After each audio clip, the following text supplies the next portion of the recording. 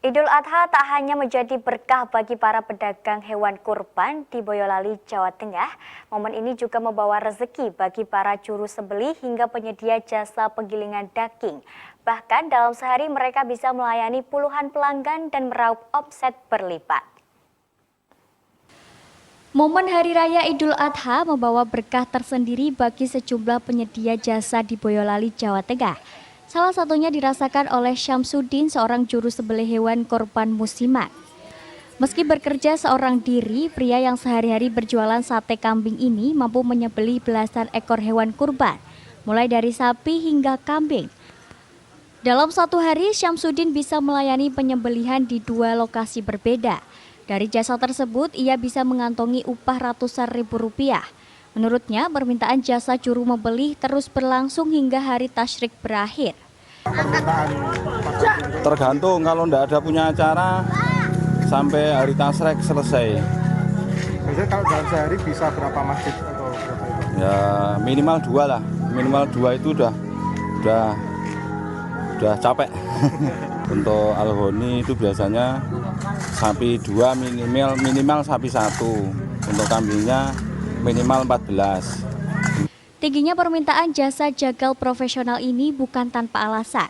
Panitia kurban sengaja menggunakan tenaga yang sudah berpengalaman untuk meminimalkan kesalahan teknis sekaligus memastikan proses penyembelihan berjalan sesuai syariat Islam. Selain juru sembelih, berkah Idul Adha juga dirasakan oleh para penyedia jasa penggilingan daging seperti di kawasan Pasar Pengging Banyudono. Kios-kios penggilingan daging silih berganti didatangi oleh warga. Mereka rela mengantri hingga lebih dari 1 jam untuk menggilingkan daging kurban menjadi olahan siap masak. Lonjakan jumlah pelanggan membuat omset para pemilik usaha meningkat drastis hingga 100%. Jika pada hari biasa mereka hanya melayani pedagang bakso, di momen Idul Adha, volume daging yang digiling bisa mencapai lebih dari 1 ton per hari. Berapa kilo? Rata-rata sehari ya 1–1,5 kental. Terus ini Kalau untuk lebaran ya 1 sampai 1,5 ton.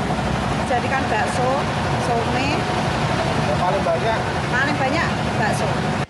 Dengan tarif Rp25.000 per kilogram, warga sudah mendapatkan jasa giling lengkap dengan campuran bumbu seperti bawang putih, merica, garam, hingga tepung terigu. Rata-rata warga membawa 1 hingga 2 kilogram daging kurban untuk diolah menjadi bakso, galantin maupun tahu bakso. Ini tadi dagingnya 1 kilo, digilingkan kok jadi apa? tahu bakso. Memang tiap lebaran selalu digilingkan daging.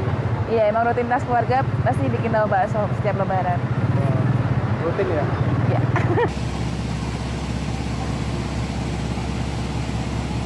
Taufik Irvani, Semarang TV.